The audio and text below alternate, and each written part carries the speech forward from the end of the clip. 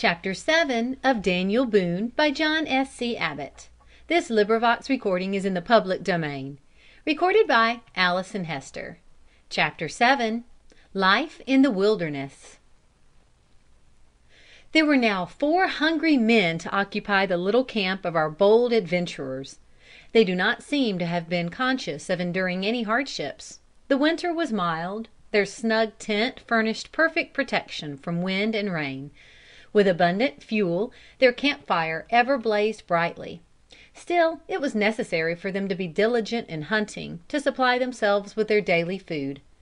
Bread, eggs, milk, butter, sugar, and even salt, were articles of which they were entirely destitute. One day, not long after the arrival of Squire Boone, Daniel Boone, with his companion Stewart, was a long distance from the camp, hunting. Suddenly the terrible war whoop of the Indians resounded from a thicket, and a shower of arrows fell around them. Stewart, pierced by one of these deadly missiles, fell mortally wounded. A sturdy savage sprang from the ambuscade upon his victim, and with a yell buried a tomahawk in his brain. Then, grasping with one hand the hair on top of his head, he made a rapid circular cut with his gleaming knife, and tore off the scalp, leaving the skull bare. The revolting deed was done quicker than it can be described.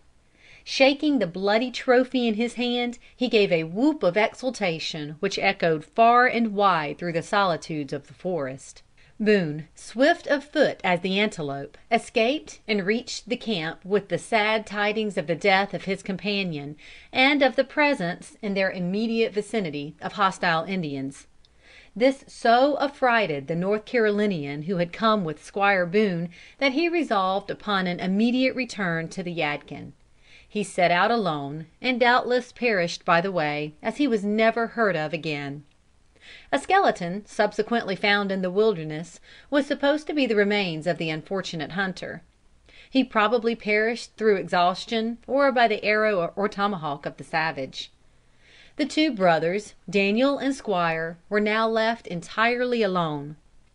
They selected a favorable spot in a wild ravine, where they would be the least likely to be discovered by hunting bands, and built for themselves a snug and comfortable log house, in which they would be more effectually sheltered from the storms of the cold winter, and into which they moved from their open camp.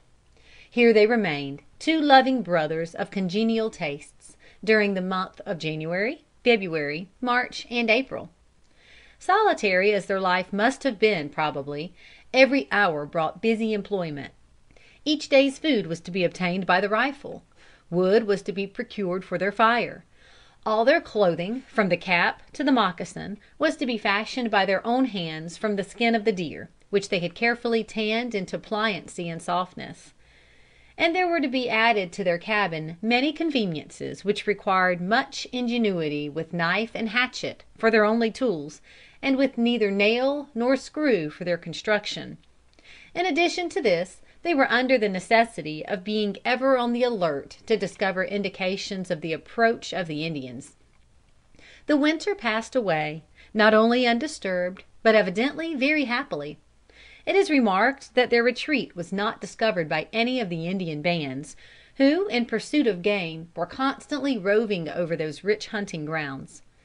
As summer's warmth returned, Squire Boone decided to retrace his steps to the Yadkin, to carry to his brother's family news of his safety, and to obtain much needed supplies of powder and of lead. There is no satisfactory explanation of the motives which could have induced Daniel, after the absence of a year from his home, to remain alone in that solitary cabin. In his autobiography he has assigned no reason for the extraordinary decision. One of the most judicious of his biographers makes the following statement, which by no means solves the mystery. When the spring came, it was time for another movement. The spring came early, and the awaking to its foliage seemed like the passing from night to the day. The game had reduced their powder and lead, and without these there was no existence to the white man. Again Daniel Boone rises to the emergency. It was necessary that the settlement which they had made should be continued and protected, and it was the duty in the progress of events that one of them should remain to that task. He made the selection and chose himself. He had the courage to remain alone, and while he felt the keenest desire to see his own family, he felt that he had a noble purpose to serve and was prepared for it. Daniel Boone, in his quaint autobiography, in the following terms, alludes to the departure of his brother and his own solitary mode of life during the 3 months of his brother's absence. On the 1st day of May, 1770, my brother returned home to the settlement by himself for a new recruit of horses and ammunition, leaving me by myself without bread, salt, or sugar, without the company of my fellow creatures, or even a horse or dog. I confess I never before was under greater necessity of exercising philosophy and fortitude. A few days I passed uncomfortably. The idea of a beloved wife and family, and their anxiety on account of my absence and exposed situation, made sensible impressions on my heart. 1,000 dreadful apprehensions presented themselves to my view, and had undoubtedly exposed me to melancholy if further indulged. One day I took a tour through the country, and the diversity and beauties of nature I met with in this charming season expelled every gloomy and vexatious thought. Just at the close of the day, the gentle gales retired and left the place to the disposal of a profound calm. Not a breeze shook the most tremulous leaf. I had gained the summit of a commanding ridge, and looking around with astonishing delight, beheld the ample plain, the beauteous tracts below. On the other hand, I surveyed the famous Ohio River, that rolled in silent dignity, marking the western boundary of Kentucky, with inconceivable grandeur. At a vast distance I beheld the mountains lift their venerable heads and penetrate the clouds. I kindled a fire near a fountain of sweet water, and feasted on the loin of a buck. The fallen shades of night soon overspread the whole hemisphere, and the earth seemed to gape after the hovering moisture. My roving excursion this day had fatigued my body and diverted my imagination. I laid me down to sleep, and I woke not until the sun had chased away the night. I continued this tour, and in a few days explored a considerable part of the country, each day equally pleased as the first. I returned to my camp, which was not disturbed in my absence. I did not confine my lodging to it, but often reposed in thick cane brakes, to avoid the savages, who I believe often visited it, but fortunately for me in my absence. In this situation I was constantly exposed to danger and death. How unhappy such a condition for a man tormented with fear, which is vain if no danger comes, and if it does, only augments the pain. It was my happiness to be destitute of this afflicting passion, with which I had the greatest reasons to be affected. The prowling wolves diverted my nocturnal hours with perpetual howlings, and the various species of animals in this vast forest, in the daytime, were continually in my view. Thus I was surrounded with plenty in the midst of want. I was happy in the midst of dangers and inconveniences. In such a diversity it was impossible I should be exposed to melancholy. No populous city, with all the varieties of commerce and stately structures, could afford so much pleasure to my mind as the beauties of nature I found here. Thus, through an uninterrupted scene of sylvan pleasures, I spent the time until the 27th day of July following, when my brother, to my great felicity, met me, according to appointment, at our old camp. Boone was at this time 36 years of age. He was about 5 feet 10 inches in height, and of remarkably vigorous and athletic frame. His life in the open air, his perfect temperance, and his freedom from all exciting passions, gave him constant health. Squire brought back to his brother the gratifying news that his wife Rebecca was in good health and spirits, and cheerfully acquiesced in whatever decision her husband might make, in reference to his absence. She had full confidence in the soundness of his judgment, and in his conjugal and parental love. The children were all well, and from the farm and the forest the wants of the family were fully supplied. It appears that Squire Boone had succeeded in bringing 1 or 2 horses across the mountains. The abundance of grass kept them in fine condition. Upon the backs of these horses the pioneers could traverse the treeless prairies without obstruction, and large portions of the forest were as free from underbrush as the park of an English nobleman. Invaluable as these animals were to the adventurers, they greatly increased their perils. They could not easily be concealed. Their footprints could not be effaced, and there was nothing the Indians coveted so greatly as a horse. The two adventurers now set out on horseback for an exploring tour to the southwest. Following a line nearly parallel with the Cumberland range, after traversing a magnificent region of beauty and fertility for about 150 miles, they reached the banks of the Cumberland River. This majestic stream takes its rise on the western slope of the Cumberland Mountains. After an exceedingly circuitous route of 600 miles, running far down into Tennessee, it turns northwesterly again, and empties its waters into the Ohio, about 60 miles above the entrance of that river into the Mississippi. It was midsummer. The weather was delightful. The forest free from underbrush, attractive as the most artificial park, and the smooth sweep of the treeless prairie presented before them as enticing a route of travel as the imagination could desire. There were of course hardships and privations, which would have been regarded as very severe by the dwellers in the sealed houses, but none which disturbed in the slightest degree the equanimity of these hardy adventurers. They journeyed very leisurely, 7 months being occupied in the tour. Probably only a few miles were accomplished each day. With soft saddles made of the skin of buffalo, with their horses never urged beyond a walk, with bright skies above them, and vistas of beauty ever opening before them, and luxuriance, bloom, and fragrance spread everywhere around, their journey seemed replete with enjoyment of the purest kind. Though it was necessary to practice the extreme of caution, to avoid capture by the Indians, our adventurers do not seem to have been annoyed in the slightest degree with any painful fears on that account. Each morning they carefully scanned the horizon, to see if anywhere there could be seen the smoke of the camp fire curling up from the open prairie or from the forest. Through the day they were ever on the alert, examining the trails which they occasionally passed, to see if there were any fresh footprints, or other indications of the recent presence of their foe. At night, before venturing to kindle their own camp fire, they looked cautiously in every direction, to see if a gleam from an Indian encampment could anywhere be seen.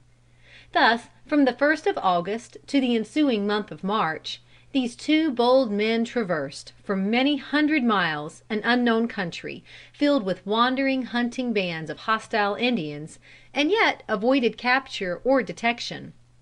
If a storm arose, they would rear their cabin in some secluded dell, and basking in the warmth of their camp fire, wait until the returning sun invited them to resume their journey.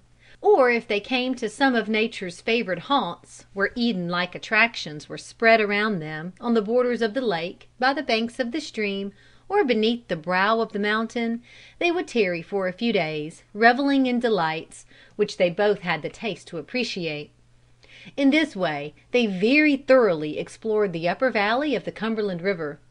For some reason not given, they preferred to return north several hundred miles to the Kentucky River, as the seat of their contemplated settlement. The headwaters of this stream are near those of the Cumberland. It, however, flows through the very heart of Kentucky, till it enters the Ohio River, midway between the present cities of Cincinnati and Louisville. It was in the month of March that they reached the Kentucky River on their return. For some time they wandered along its banks, searching for the more suitable situation for the location of a colony. "The exemption of these men," said W.H. Bogart, "from assault by the Indians during all this long period of 7 months, in which, armed and on horseback, they seem to have roamed just where they chose, is most wonderful. It has something about it which seems like a special interposition of Providence, beyond the ordinary guardianship over the progress of man. On the safety of these men rested the hope of a nation. A very distinguished authority has declared, that without Boone, the settlements could not have been upheld, and the conquest of Kentucky would have been reserved for the emigrants of the 19th century." Boone having now, after an absence of nearly 2 years, apparently accomplished the great object of his mission, having, after the most careful and extensive exploration, selected such a spot as he deemed most attractive for the future home of his family, decided to return to the Yadkin and make preparations for their emigration across the mountains. To us now such a movement seems to indicate an almost insane boldness and recklessness. To take a wife and children into a pathless wilderness filled with unfriendly savages, 500 miles from any of the settlements of civilization, would seem to invite death. A family could not long be concealed. Their discovery by the Indians would be almost the certain precursor of their destruction. Boone in his autobiography says in allusion to this hazardous adventure: "I returned home to my family with the determination to bring them as soon as possible, at the risk of my life and fortune, to live in Kentucky, which I esteemed a second paradise." The two brothers accomplished the journey safely, and Daniel Boone found his family, after his long absence, in health and prosperity. One would have supposed that the charms of home on the banks of the Yadkin, where they could dwell in peace, abundance and safety, would have lured our adventurer to rest from his wanderings; and it is probable that for a time he wavered in his resolution. 2 years elapsed ere he set out for his new home in the far West. There was much to be done in preparation for so momentous a movement. He sold his farm on the Yadkin, and invested the proceeds in such comforts as would be available on the banks of the Kentucky. Money would be of no value to him there. A path had been discovered by which horses could be led through the mountains, and thus many articles could be transported which could not be taken in packs on the back. Several of the neighbors, elated by the description which Boone gave of the paradise he had found, were anxious to join his family in their emigration. There were also quite a number of young men rising here and there, who, lured by the romance of the adventure, were eager to accompany the expedition. All these events caused delays. The party of emigrants became more numerous than Boone at first expected. It was not until the 25th of September, 1773, that Daniel Boone, his brother Squire, and quite a large party of emigrants, probably in all, men, women and children, not less than 60 in number, commenced their journey across the mountains. There were 5 families and 40 pioneers, all well armed, who were quite at home amid the trials and privations of the wilderness. 4 horses, heavily laden, led the train through the narrow trails of the forest. Then came, in single file, the remainder of the party, of all ages and both sexes. It must have been a singular spectacle which was presented, as this long line wound its way through the valleys and over the ridges. Squire Boone was quite familiar with the path. It was delightful autumnal weather. The days were long and calm, and yet not oppressively hot. There were no gloved gentlemen or delicate ladies in the company. All were hardy men and women accustomed to endurance. Each day's journey was short. An hour before the sun disappeared in the west, the little village of cabins arose, where some spring gurgled from the cliff, or some sparkling mountain stream rippled before them. In front of each cabin the camp fire blazed. All was animation and apparent joy, as the women prepared the evening meal, and the wearied children rested upon their couch of dried leaves or fragrant twigs. If a storm arose, they had but to remain beneath their shelter until it passed away. "Traveling," says Madame de Staël, who was accustomed to the most luxurious of European conveyances, "is the most painful of all pleasures." Probably our travelers on this journey experienced as many pleasures and as few pains as often fall to the lot of any tourist. The solitary wilderness has its attractions, as well as the thronged town. These bold men, armed with their rifles, under such an accomplished leader as Daniel Boone, penetrated the wilderness with almost the strength of an invading army. Upon the open prairie, the superiority of their arms would compensate for almost any inferiority of numbers. Indeed, they had little to fear from the savages, unless struck suddenly with overwhelming numbers leaping upon them from some ambush. Pleasant days came and went, while nothing occurred to interrupt the prosperity of their journey. They were approaching the celebrated Cumberland Gap, which seems to be a door that nature has thrown open for passing through this great mountain barrier. The vigilance they ought to have practiced had been in some degree relaxed by their freedom from all alarm. The cows had fallen a few miles behind. 7 young men were with them, a son of Daniel Boone being one of the number. The main party was not aware how far the cattle had fallen in the rear. It is probable that the savages had been following them for several days, watching for an opportunity to strike, for suddenly, as they were passing through a narrow ravine, the fearful war whoop resounded from the thickets on both sides. A shower of arrows fell upon them, and 6 of the 7 young men were instantly struck down by these deadly missiles. 1 only escaped. The attack was so sudden, so unexpected, that the emigrants had scarcely time for one discharge of their firearms, ere they were struck down with death. The party in advance heard with consternation the reports of the muskets, and immediately returned to the scene of the disaster. But several miles intervened. They met the fugitive who had escaped, bleeding and almost breathless. Hurrying on, an awful spectacle met their view. The bodies of 6 of the young men lay in the path, mangled and gory, with their scalps torn from their heads. The cattle were driven into the forest beyond pursuit. One of these victims was the eldest son of Daniel Boone. James was a noble lad of but 17 years. His untimely death was a terrible blow to his father and mother. This massacre took place on the 10th of October, only a fortnight after the expedition had commenced its march. The gloom which it threw over the minds of the emigrants was so great that the majority refused to press any farther into a wilderness where they would encounter such perils.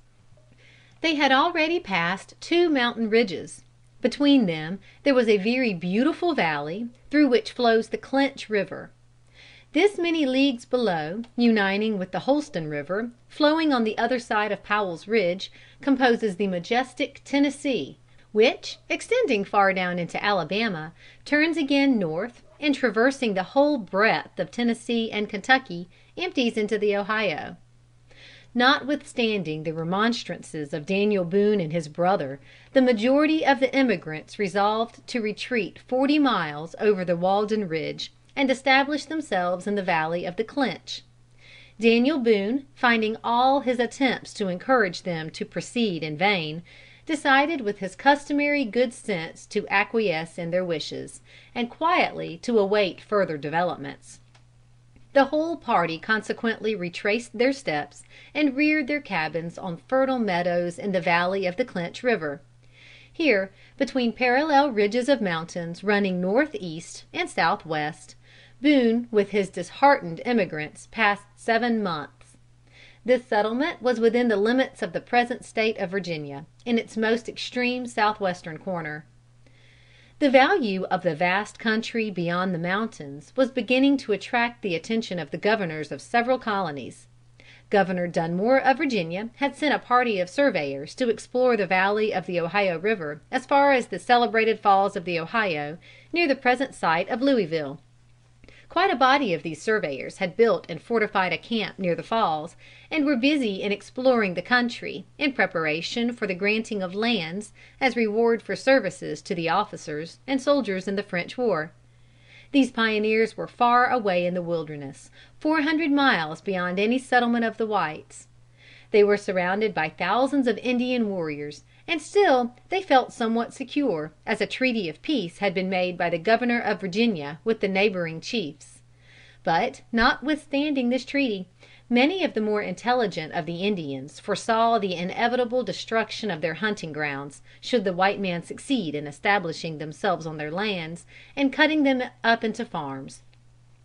A friendly Indian had informed Governor Dunmore that a very formidable conspiracy had been organized by the tribes for the destruction of the party encamped at the Falls of the Ohio, and for the extermination of every other party of whites who should penetrate their hunting grounds.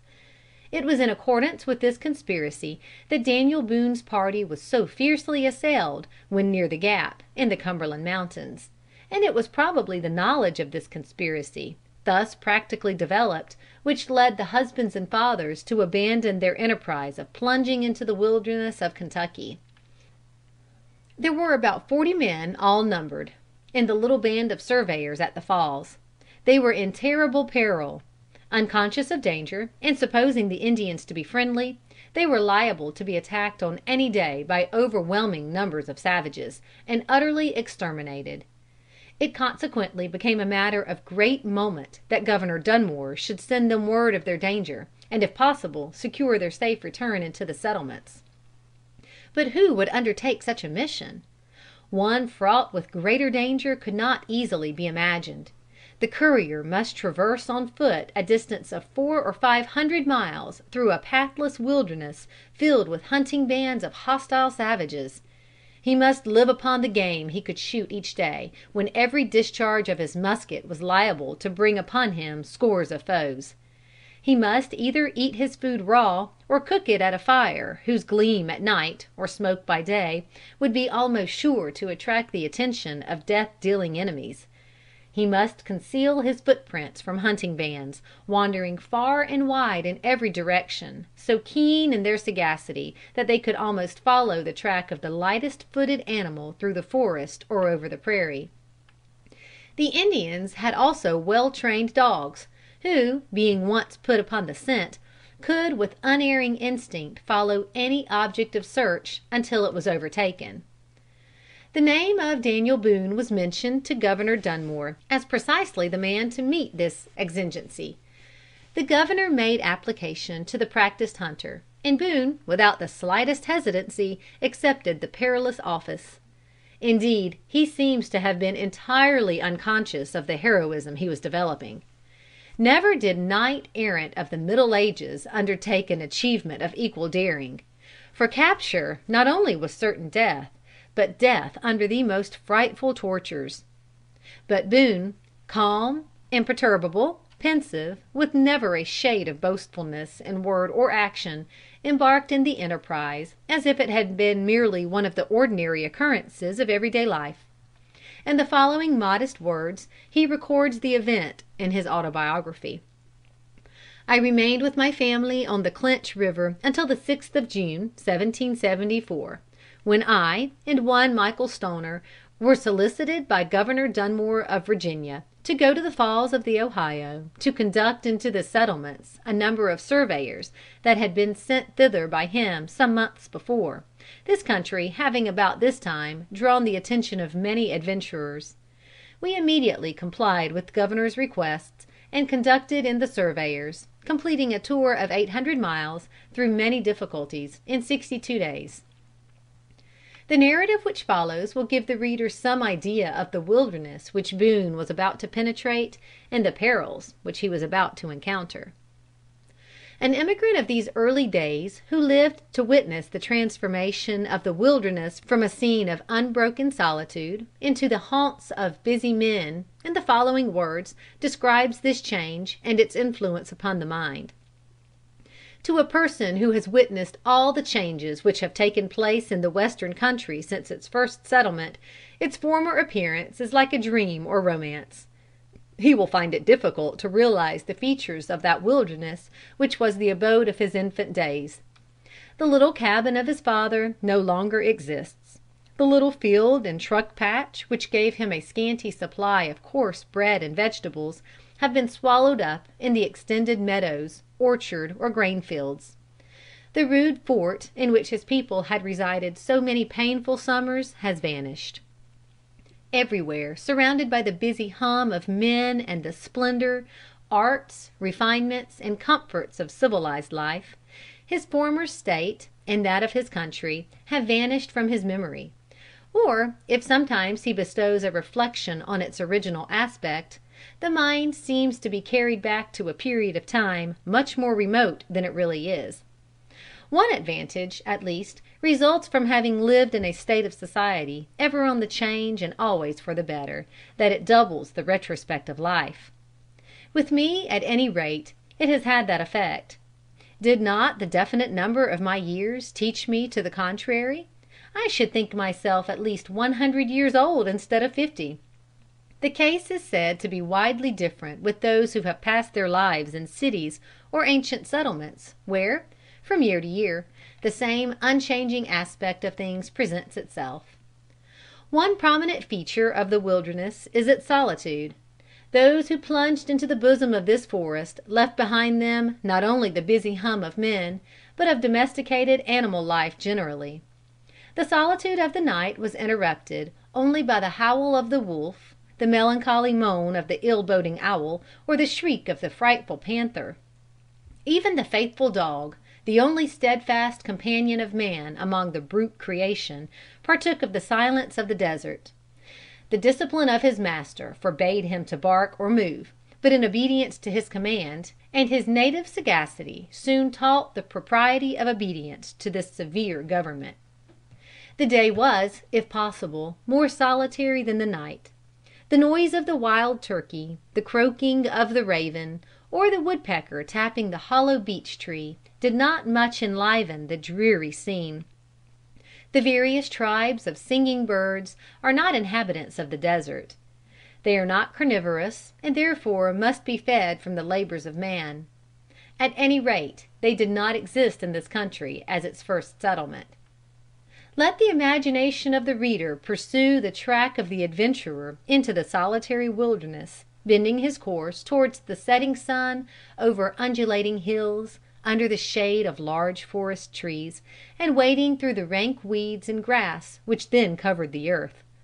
Now he views from the top of a hill the winding course of a creek whose stream he wishes to explore. Doubtful of its course and of his own, he ascertains the cardinal points of north and south by the thickness of the moss and the bark on the north side of the ancient trees.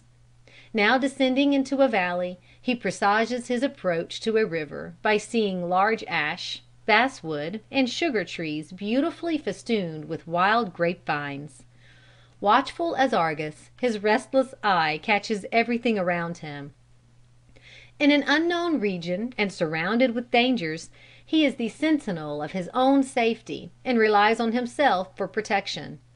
The toilsome march of the day being ended, at the fall of night he seeks for safety some narrow sequestered hollow, and by the side of a large log builds a fire, and, after eating a coarse and scanty meal, wraps himself up in his blanket, and lays himself down for repose on his bed of leaves, with his feet to the fire, hoping for favorable dreams, ominous of future good luck, while his faithful dog and gun rest by his side.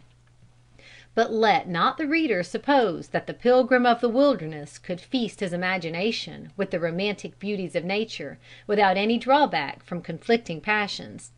His situation did not afford him much time for contemplation. He was an exile from the warm clothing and plentiful mansions of society. His homely woodman's dress soon became old and ragged. The cravings of hunger compelled him to sustain from day to day the fatigues of the chase. Often he had to eat his venison, bear's meat, or wild turkey without bread or salt. His situation was not without its dangers. He did not know at what moment his foot might be stung by a serpent, at what moment he might meet with the formidable bear, or on what limb of a tree over his head the murderous panther might be perched, in a squatting attitude, to drop down upon him and tear him to pieces in a moment. Exiled from society and its comforts, the situation of the first adventurers was perilous in the extreme. The bite of a serpent, a broken limb, a wound of any kind, or a fit of sickness in the wilderness without those accommodations which wounds and sickness require, was a dreadful calamity. The bed of sickness, without medical aid, and above all, to be destitute of the kind of attention a mother, sister, wife, or other female friends, was a situation which could not be anticipated by the tenant of the forest with other sentiments than those of the deepest horror. There are no narratives of more thrilling interest than those which describe the perils and hairbreadth escapes which some of these bold hunters encountered. Immediately after the purchase of Louisiana, an expedition under Lewis and Clark was fitted out, under President Jefferson's administration, to explore the vast, mysterious, undefined realms which the government had purchased. In the month of May, 1804, the expedition, in birch canoes, commenced the ascent of the Missouri River. They knew not whence its source, what its length, or the number of its tributaries, through what regions of fertility or barrenness it flowed, or what the character of the nations who might inhabit its banks. Paddling up the rapid current of this flood of waters in their frail boats, the ascent was slow. By the latter part of October they had reached a point 1,500 miles above the spot where the Missouri enters the Mississippi. Here they spent the winter with some friendly Indians called the Mandans. Early in April, Lewis and Clark, with 30 men in their canoes, resumed their voyage. Their course was nearly west. In May they reached the mouth of the Yellowstone River, and on the 13th of June came to the Great Falls of the Missouri. Here they found a series of cataracts 10 miles in length. At one spot the river plunged over a precipice 87 feet in height. Carrying their canoes around these falls, they re-embarked and paddled through what they called the Gates of the Rocky Mountains. Here for 6 miles they were in a narrow channel with perpendicular walls of rock rising on both sides to the height of 1,200 feet. Thus these adventurers continued their voyage till they reached the head of navigation, 3,000 miles from the mouth of the Missouri River. Passing through the mountains, they launched their canoes on streams flowing to the west, through which they entered the Columbia River, reaching its mouth, through 1,000 perils, on the 15th of November. They were now more than 4,000 miles distant from the mouth of the Missouri. Such was the breadth of the estate we had purchased of France. Here they passed their second winter. In the early spring they commenced their return. When they arrived at the Falls of Missouri, they encountered a numerous band of Indians, very bold and daring, called the Blackfoot. These savages were astonished beyond measure at the effect of the rifle, which could emit thunder and lightning, and a deadly though invisible bolt. Some of the boldest endeavored to wrench the rifles from some of the Americans. Mr. Lewis found it necessary to shoot one of them before they would desist. The rest fled in dismay, but burning with desire for revenge. The explorers continued their voyage, arrived at St. Louis on the 23rd of September, 1806, having been absent more than 2 years, and having traveled more than 9,000 miles. When the expedition, on its return, had reached the head waters of the Missouri, 2 of these fearless men, Coulter and Potts, decided to remain in the wilderness to hunt beaver. Being well aware of the hostility of the Blackfoot Indians, within whose regions they were, they set their traps at night, and took them up in the first dawn of the day. Early one morning they were ascending a creek in a canoe, visiting their traps, when they were alarmed by a great noise, like the trampling of animals. They could see nothing, as the perpendicular banks of the river impeded their view, yet they hoped that the noise was occasioned simply by the rush of a herd of buffaloes. Their doubts were soon painfully removed. A band of 600 Blackfoot warriors appeared upon each side of the creek. Escape was hopeless. The Indians beckoned to the hunters to come ashore. Coulter turned the head of the canoe towards the bank, and as soon as it touched the land, a burly savage seized the rifle belonging to Potts, and wrenched it from his hand. But Coulter, who was a man of extraordinary activity and strength, grasped the rifle, tore it from the hands of the Indian, and handed it back to Potts. Coulter stepped ashore and was a captive. Potts, with apparent infatuation, but probably influenced by deliberate thought, pushed again out into the stream. He knew that, as a captive, death by horrible torture awaited him. He preferred to provoke the savages to his instant destruction. An arrow was shot at him, which pierced his body. He took deliberate aim at the Indian who threw it, and shot him dead upon the spot. Instantly a shower of arrows whizzed through the air, and he fell a dead man in the bottom of the boat. The earthly troubles of Potts were ended, but fearful were those upon which Coulter was about to enter. The Indians, after some deliberation respecting the manner in which they would put him to death, stripped him entirely naked, and one of the chiefs led him out upon the prairie to the distance of 300 or 400 yards from the rest of the band who were grouped together. Colter then perceived that he was to have the dreadful privilege of running for his life, he, entirely naked and unarmed, to be pursued by 600 fleet-footed Indians with arrows and javelins, and with their feet and limbs protected from thorns and brambles by moccasins and deerskin leggings. "Save yourself if you can," said the chief in the Blackfoot language as he set him loose. Colter sprung forward with almost supernatural speed.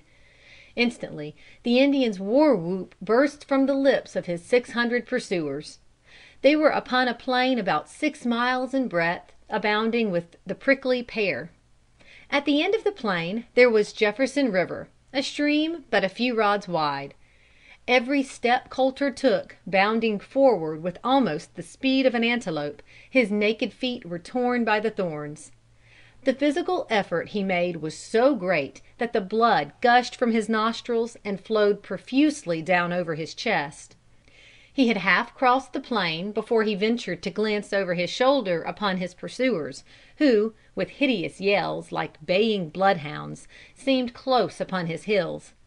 Much to his relief, he perceived that he had greatly distanced most of the Indians, though one stout savage, with a javelin in his hand, was within 100 yards of him. Hope reanimated him. Regardless of lacerated feet and blood, he pressed forward with renovated vigor until he arrived within a mile of the river, when he found that his pursuer was gaining rapidly upon him. He could hear his breathing and the sound of his footsteps, and expected every moment to feel the sharp javelin piercing his back. In his desperation, he suddenly stopped, turned round, and stretching out both of his arms, rushed in his utter defenselessness upon the armed warrior. The savage, startled by this unexpected movement, and by the bloody appearance of his victim, stumbled and fell, breaking his spear as he attempted to throw it. Colter instantly snatched up the pointed part, and pinned his foe, quivering with convulsions, to the earth. Again he plunged forward on the race for life. The Indians, as they came up, stopped for a moment around the body of their slain comrade, and then, with hideous yells, resumed the pursuit. The stream was fringed with a dense growth of cottonwood trees. Colter rushed through them, thus concealed from observation, and seeing near by a large raft of draft timber, he plunged into the water, dived under the raft, and fortunately succeeded in getting his head above the water between the logs, where smaller wood covered him to the depth of several feet. Scarcely had he attained this hiding place ere the Indians, like so many fiends, came rushing down to the river's bank. They searched the cottonwood thickets, and traversed the raft in all directions. They frequently came so near the hiding place of Colter that he could see them through the chinks. He was terribly afraid that they would set fire to the raft. Night came on, and the Indians disappeared.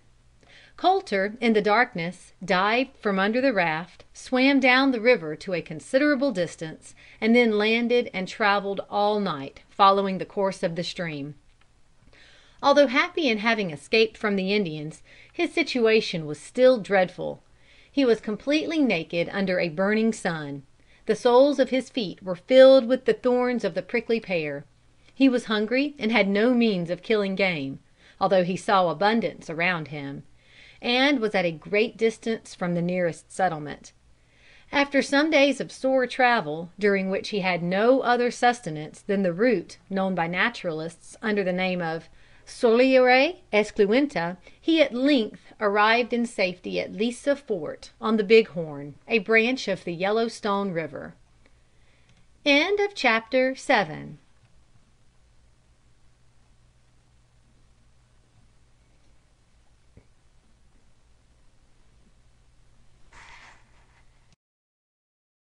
Chapter 8. Of Daniel Boone, by John S.C. Abbott. This recording is in the public domain. Recorded by Allyson Hester. Chapter 8. Captivity and Flight. The following well authenticated account of the adventures of a ranger is so graphically described in Brown's History of Illinois that we give it in the words of the writer. Thomas Higgins, a native Kentuckian, was, in the summer of 1814, stationed in a blockhouse 8 miles south of Greenville, in what is now Bond County, Illinois. On the evening of the 30th of August, 1814, a small party of Indians, having been seen prowling around the station, Lieutenant Journay, with all of his men, 12 only in number, sallied forth the next morning, just before daybreak, in pursuit of them. They had not proceeded far on the border of the prairie before they were in an ambuscade of 70 or 80 savages. At the first fire, the lieutenant and 3 of his men were killed. 6 fled to the fort under cover of the smoke, for the morning was sultry, and the air being damp, the smoke from the guns hung like a cloud over the scene. But Higgins remained behind to have one more pull at the enemy, and to avenge the death of his companions. He sprang behind a small elm scarcely sufficient to protect his body, when the smoke partly rising discovered to him a number of Indians, upon whom he fired and shot down the foremost one. Concealed still by the smoke, Higgins reloaded, mounted his horse, and turned to fly, when a voice, apparently from the grass, hailed him with, "Tom, you won't leave me, will you?" He turned immediately around, and seeing a fellow soldier by the name of Burgess lying on the ground, wounded and gasping for breath, replied, "No, I will not leave you. Come along." "I can't come," said Burgess. "My leg is all smashed to pieces." Higgins dismounted, and taking up his friend, whose ankle had been broken, was about to lift him on his horse, when the animal, taking fright, darted off in an instant, and left them both behind. "This is too bad," said Higgins, "but don't fear. You hop off on your 3 legs, and I will stay behind you and the Indians and keep them off. Get into the tallest grass and creep as near the ground as possible." Burgess did so, and escaped. The smoke, which had hitherto concealed Higgins, now cleared away, and he resolved if possible to retreat. To follow the track of Burgess was most expedient. It would, however, endanger his friend. He determined, therefore, to venture boldly forward, and if discovered, to secure his own safety by the rapidity of his flight. On leaving a small thicket in which he had sought refuge, he discovered a tall, portly savage near by, and 2 others in the direction between him and the fort. He started, therefore, for a little rivulet near, but found one of his limbs failing him, it having been struck by a ball in the first encounter, of which till now he was scarcely conscious. The largest Indian pressed close upon him, and Higgins turned round 2 or 3 times in order to fire. The Indian halted and danced about to prevent his taking aim. He saw that it was unsafe to fire at random, and perceiving 2 others approaching, knew he must be overpowered unless he could dispose of the forward Indian first. He resolved, therefore, to halt and receive his fire. The Indian raised his rifle, and Higgins, watching his eye, turned suddenly as his finger pressed the trigger, and received the ball in his thigh. He fell, but rose immediately and ran. The foremost Indian, now certain of his prey, loaded again, and with the other 2 pressed on. They overtook him. He fell again, and as he rose the whole 3 fired, and he received all their balls. He now fell and rose a 3rd time, and the Indians, throwing away their guns, advanced upon him with spears and knives. As he presented his gun at one or another, each fell back. At last the largest Indian, supposing his gun to be empty, from his fire having been thus reserved, advanced boldly to the charge. Higgins fired, and the savage fell. He had now 4 bullets in his body, an empty gun in his hand, 2 Indians unharmed as yet before him, and a whole tribe but a few yards distant. Any other man would have despaired. Not so with him. He had slain the most dangerous of the 3, and having but little to fear from the others, began to load his rifle. They raised a savage whoop and rushed to the encounter. A bloody conflict now ensued. The Indians stabbed him in several places. Their spears, however, were but thin poles, hastily prepared, and which bent whenever they struck a rib or a muscle. The wounds they made were not therefore deep, though numerous. At last one of them threw his tomahawk. It struck him upon the cheek, severed his ear, laid bare his skull to the back of his head, and stretched him upon the prairie. The Indians again rushed on, but Higgins, recovering his self-possession, kept them off with his feet and hands. Grasping at length one of their spears, the Indian, in attempting to pull it from him, raised Higgins up, who, taking his rifle, dashed out the brains of the nearest savage. In doing this, however, it broke, the barrel only remaining in his hand. The other Indian, who had heretofore fought with caution, came now manfully into the battle.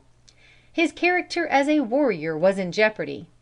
To have fled from a man thus wounded and disarmed, or to have suffered his victim to escape, would have tarnished his fame forever.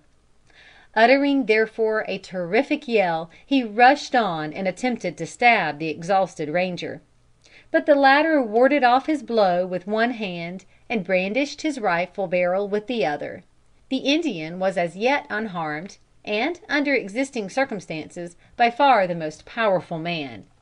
Higgins' courage, however, was unexhaustible and inexhaustible. The savage at last began to retreat from the glare of his untamed eye to the spot where he had dropped his rifle. Higgins knew that if he recovered that, his own case was desperate. Throwing, therefore, his rifle barrel aside, and drawing his hunting knife, he rushed upon his foe. A desperate strife ensued. Deep gashes were inflicted on both sides. Higgins, fatigued and exhausted by the loss of blood, was no longer a match for the savage. The latter succeeded in throwing his adversary from him, and went immediately in pursuit of his rifle. Higgins at the same time rose and sought for the gun of the other Indian. Both, therefore, bleeding and out of breath, were in search of arms to renew the combat. The smoke had now passed away, and a large number of Indians were in view. Nothing, it would seem, could now save the gallant ranger. There was, however, an eye to pity and an arm to save, and that arm was a woman's. The little garrison had witnessed the whole combat. It consisted of but 6 men and 1 woman. That woman, however, was a host, a Mrs. Pursley. When she saw Higgins contending single-handed with a whole tribe of savages, she urged the rangers to attempt his rescue. The rangers objected, as the Indians were 10 to 1. Mrs. Pursley, therefore, snatched a rifle from her husband's hand, and declaring that so fine a fellow as Tom Higgins should not be lost for want of help, mounted a horse and sallied forth to his rescue. The men, unwilling to be outdone by a woman, followed at full gallop, reached the spot where Higgins had fainted and fell, before the Indians came up, and while the savage with whom he had been engaged was looking for his rifle, his friends lifted the wounded ranger up, and throwing him across a horse before one of the party, reached the fort in safety. Higgins was insensible for several days, and his life was preserved by continued care. His friends extracted 2 of the balls from his thigh. 2, however, yet remained, one of which gave him a good deal of pain. Hearing afterwards that a physician had settled within a day's ride of him, he determined to go and see him.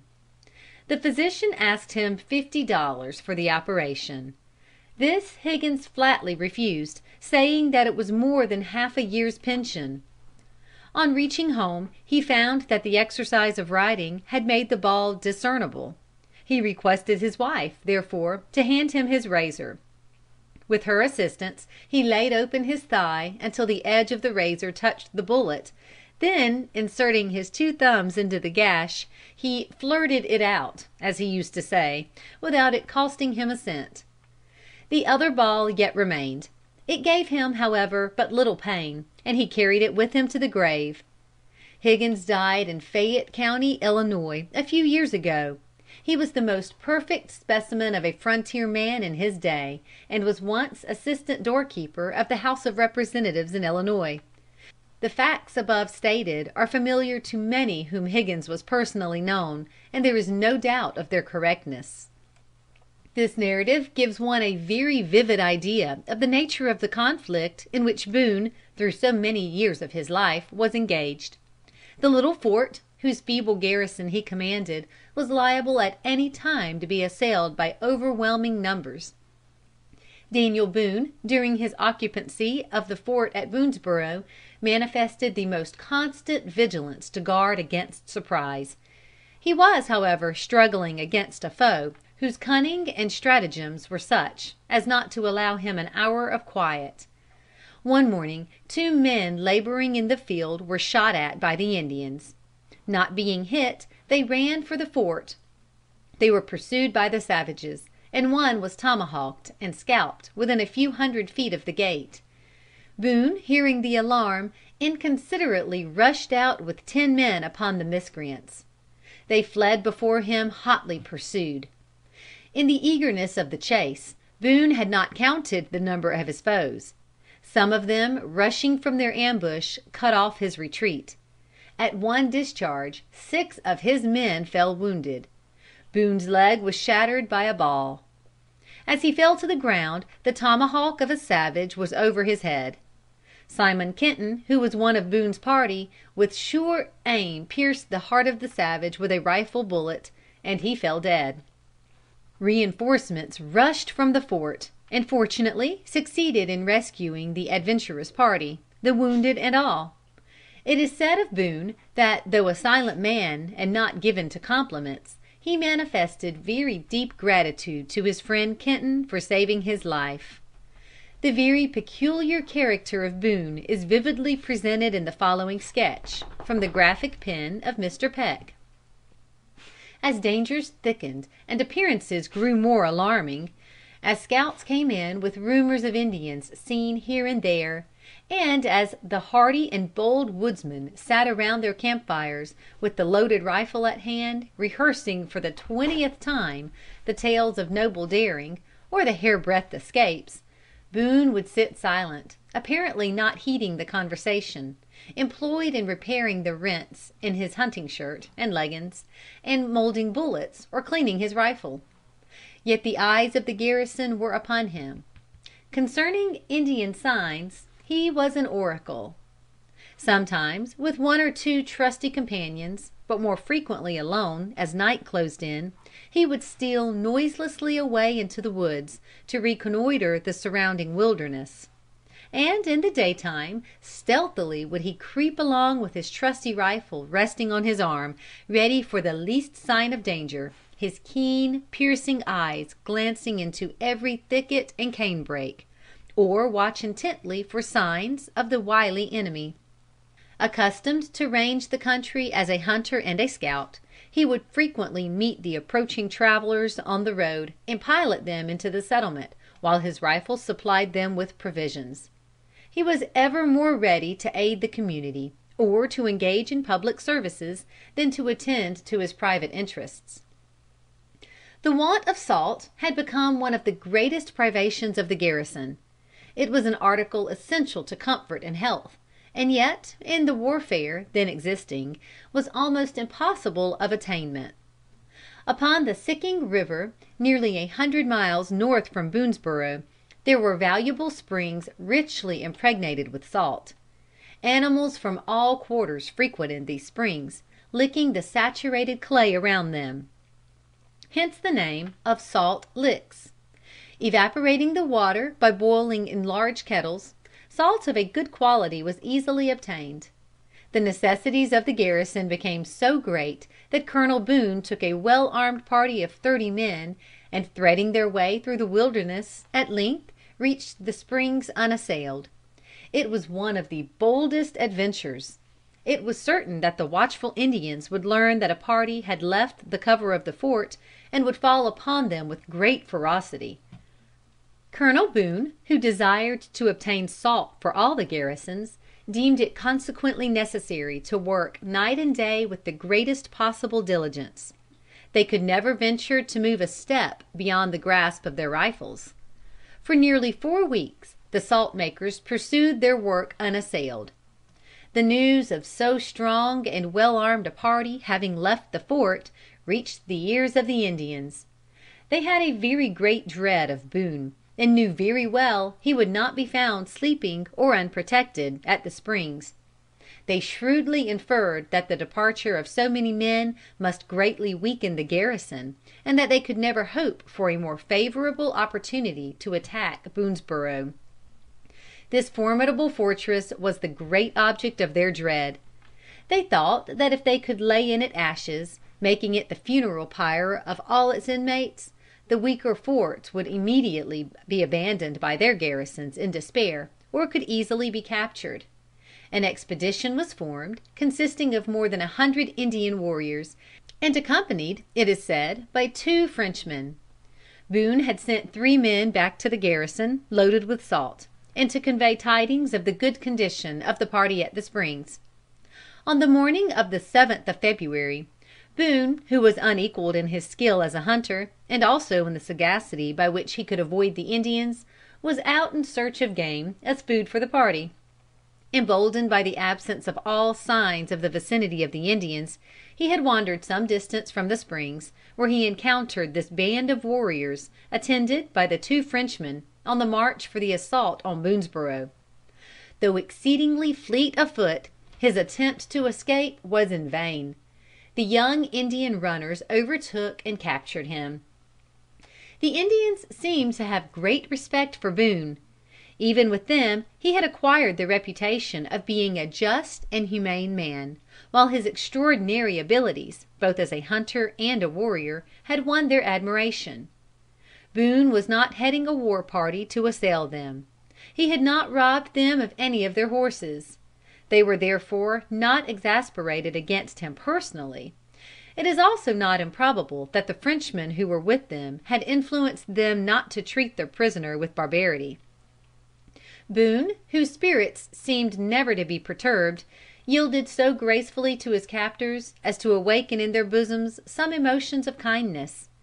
They promised that if the party at the springs would yield without resistance, which resistance, though unavailing, they knew would cost them the lives of many of their warriors, the lives of the captives should be safe, and they should not be exposed to any inhumane treatment. Boone was much perplexed. Had he been with his men, he would have fought to the last extremity, and his presence, not improbably, might have inspirited them even to a successful defense. But deprived of their leader, taken entirely by surprise, and outnumbered 3 or 4 to 1, their massacre was certain. And it was also certain that the Indians, exasperated by the loss which they would have encountered, would put every prisoner to death, through all the horrors of fiend-like torture.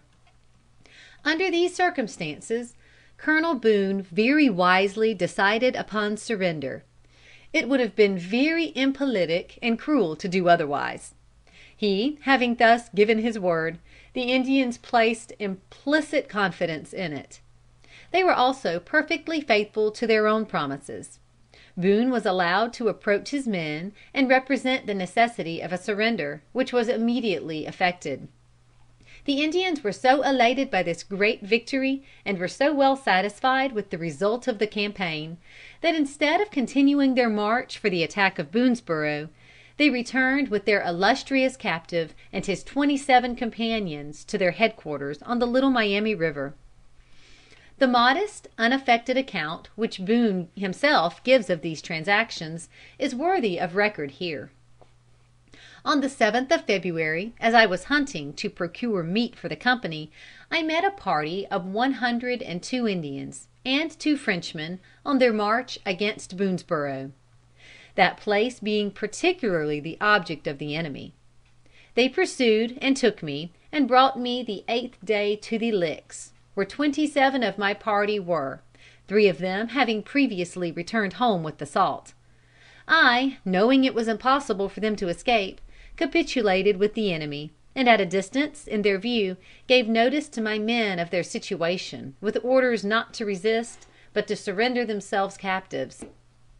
The general usage the Indians had promised before in my capitulation was afterwards fully complied with, and we proceeded with them as prisoners to the old Chillicothe, the principal Indian town on Little Miami, where we arrived, after an uncomfortable journey in very severe weather, on the 18th of February, and received as good treatment as prisoners could expect from savages. On the 10th of March following, I and 10 of my men were conducted by 40 Indians to Detroit, where we arrived on the 30th day, and were treated by Governor Hamilton, the British commander at that post, with great humanity. During our travels, the Indians entertained me well, and their affection for me was so great that they utterly refused to leave me there with the others, although the Governor offered them 100 pounds sterling for me, on purpose to give me a parole to go home.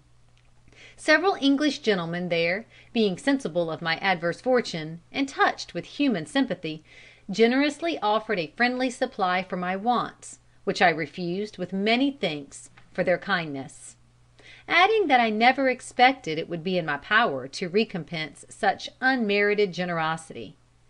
The British officers in Detroit could not venture to interfere in behalf of Colonel Boone in any way which would displease their savage allies, for they relied much upon them in their warfare against the colonies.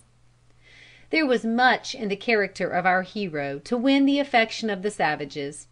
His silent, unboastful courage they admired. He was more their equal in skill in traversing the pathless forest. His prowess as a hunter they fully appreciated. It was their hope that he would consent to be incorporated in their tribe, and they would have gladly accepted him as one of their chiefs. The savages had almost universally sufficient intelligence to appreciate the vast superiority of the white man.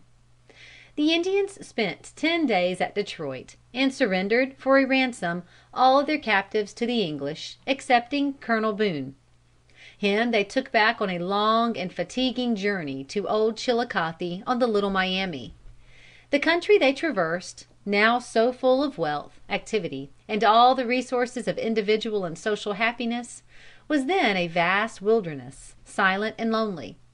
Still in its solitude, it was very beautiful, embellished with fertile plains, magnificent groves, and crystal streams. At Chillicothe, Colonel Boone was formally adopted, according to an Indian custom, into the family of Blackfish, one of the distinguished chiefs of the Shawanese tribe. "At Chillicothe," writes Boone, "I spent my time as comfortably as I could expect. I was adopted, according to their custom, into a family where I became a son, and had a great share in the affection of my new parents, brothers, sisters, and friends. I was exceedingly familiar and friendly with them, always appearing as cheerful and satisfied as possible, and they put great confidence in me. I often went hunting with them, and frequently gained their applause for my activity at our shooting matches. I was careful not to excel them when shooting, for no people are more envious than they in their sport. I could observe in their countenances and gestures the greatest expressions of joy when they exceeded me, and when the reverse happened, of envy. The Shawanese king took great notice of me, and treated me with profound respect and entire friendship, often trusting me to hunt at my liberty. I frequently returned with the spoils of the woods, and as often presented some of what I had taken to him, expressive of my duty to my sovereign. My food and lodging were in common with them, not so good, indeed, as I could desire, but necessity makes everything acceptable." The spirit manifested by Boone under these circumstances, when he was apparently a hopeless prisoner in the hands of the Indians, was not influenced by artifice alone. He had real sympathy for the savages, being fully conscious of the wrongs which were often inflicted upon them, and which goaded their untamed natures to fearful barbarities. He had always treated them not only kindly, but with fraternal respect. The generous treatment he had received in return won his regards. His peculiarly placid nature was not easily disturbed by any reverses. He never allowed himself to complain or to worry. Thus making the best of circumstances, he always looked upon the brightest side of things, and was reasonably happy, even in this direful captivity. Still he could not forget his home, and was continually on the alert to avail himself of whatever opportunity might be presented to escape and return to his friends. The ceremony of adoption was pretty severe and painful. All the hair of the head was plucked out by a tedious operation, leaving simply a tuft 3 or 4 inches in diameter on the crown. This was called the scalp lock. The hair was here allowed to grow long, and was dressed with ribbons and feathers.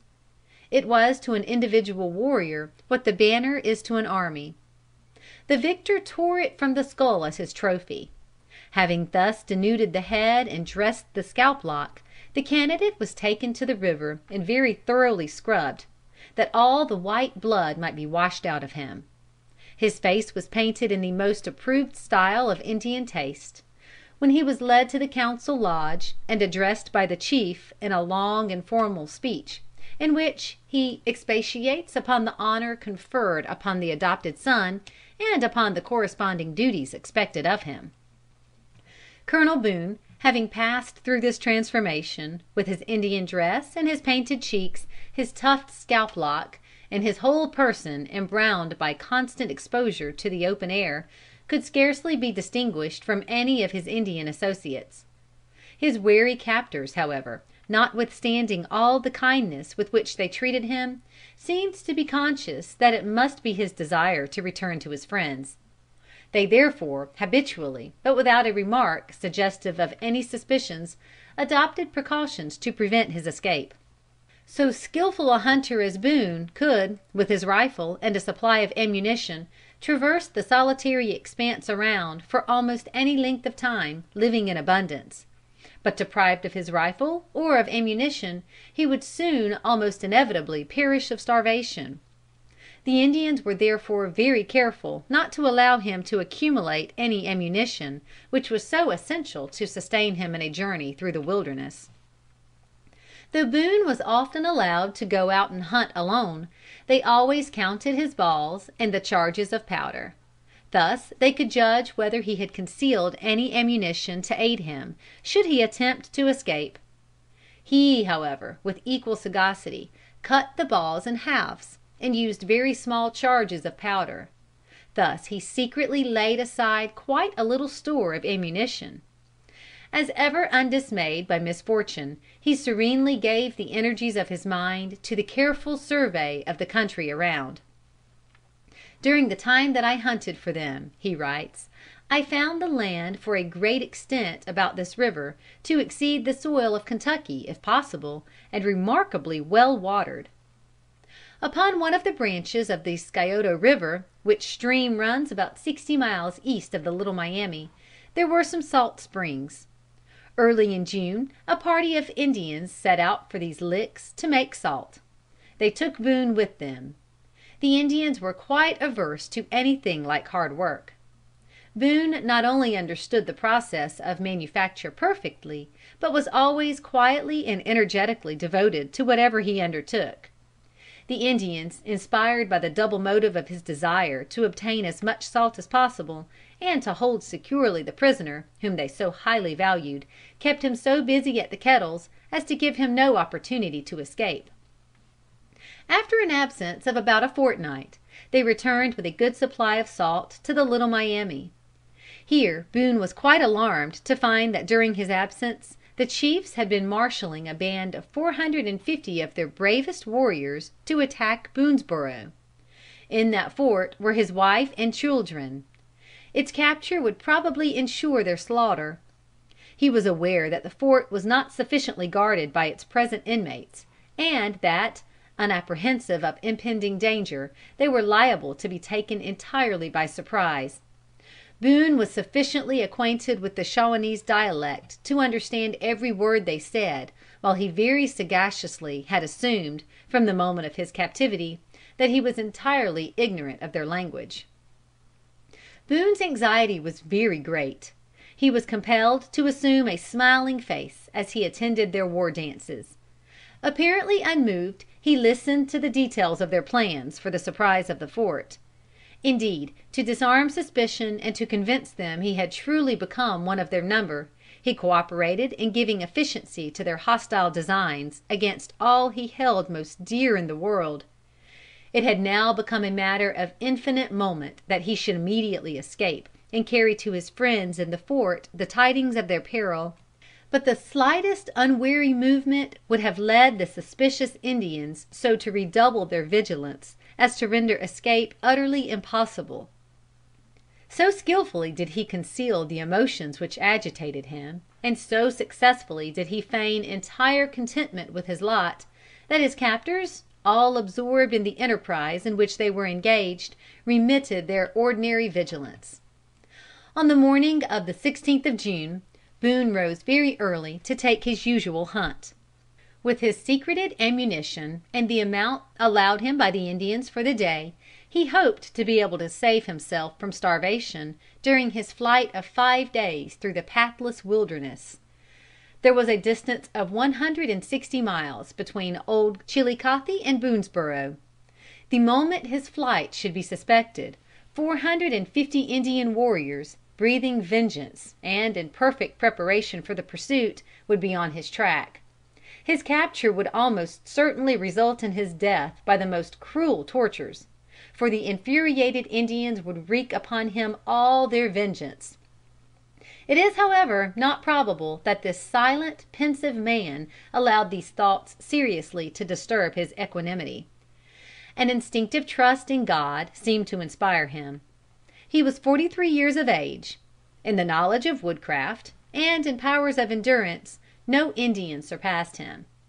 Though he would be pursued by sagacious and veteran warriors, and by young Indian braves, a pack of 450 savages following with keener scent than that of the bloodhound, one poor victim, yet undismayed, he entered upon the appalling enterprise.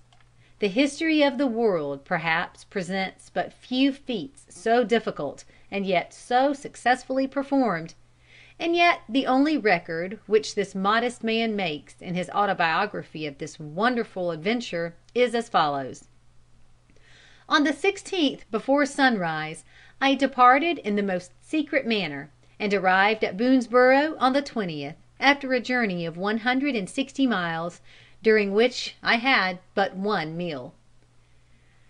It was necessary, as soon as Boone got out of sight of the village, to fly with the utmost speed, to put as great a distance as possible between himself and his pursuers, before they should suspect his attempt at escape. He subsequently learned that as soon as the Indians apprehended that he had actually fled, there was the most intense commotion in their camp, and immediately a large number of their fleetest runners and keenest hunters were put upon his trail. He dared not fire a gun. Had he killed any game, he could not have ventured to kindle a fire to cook it. He had secretly provided himself with a few cuts of dried venison, with which he could appease his hunger as he pressed forward by day and by night, scarcely allowing himself one moment for rest or sleep.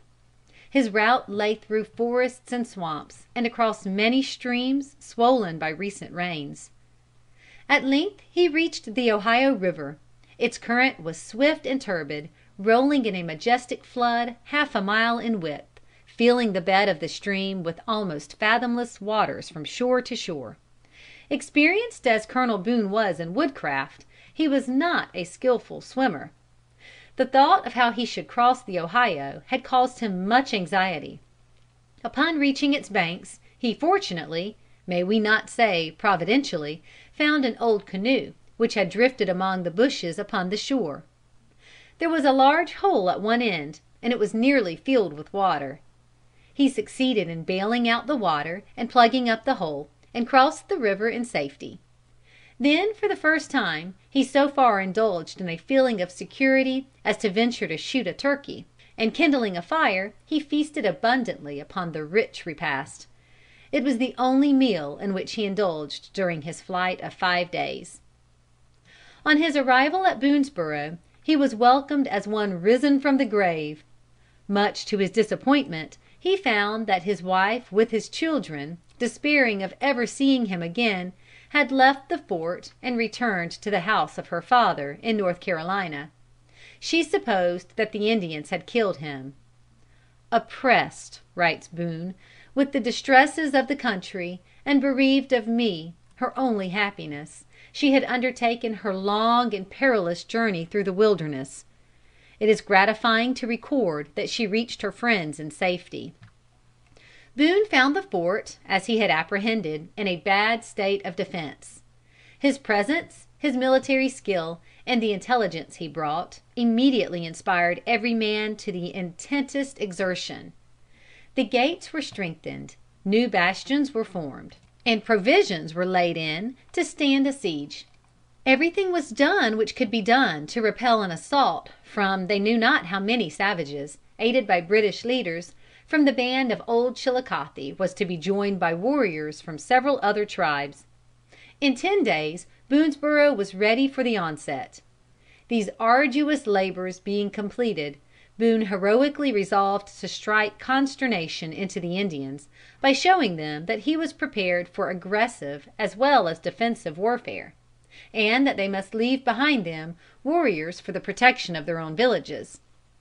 Selecting a small party of but 19 men, about the 1st of August, he emerged from Boonesborough, marched boldly to the Ohio, crossed the river, entered the valley of Scioto, and was within 4 miles of an Indian town, Paint Creek, which he intended to destroy, when he chanced to encounter a band of 30 savages, painted, thoroughly armed, and on the war path, to join the band advancing from Old Chillicothe. The Indians were attacked with such vehemence by Boone that they fled in consternation, leaving behind them 3 horses and all their baggage. The savages also lost 1 killed and 2 wounded, while they inflicted no loss whatever upon the white men. Boone sent forward some swift runners as spies, and they speedily returned with the report that the Indians in a panic had entirely abandoned Paint Creek. Aware that the warriors would rush to join the 450 from Old Chillicothe, and that they might cut off his retreat, or reach Boonesborough before his return, he immediately commenced a rapid movement back to the fort.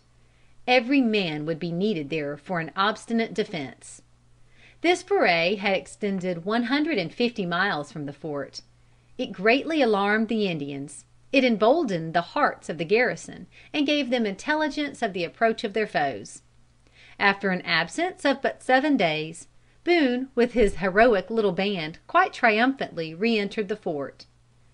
The approach of the foe is described in the following terms by Boone: On the 8th of August the Indian army arrived, being 444 in number, commanded by Captain Duquesne, 11 other Frenchmen, and some of their own chiefs, and marched up in view of our fort, with British and French colors flying.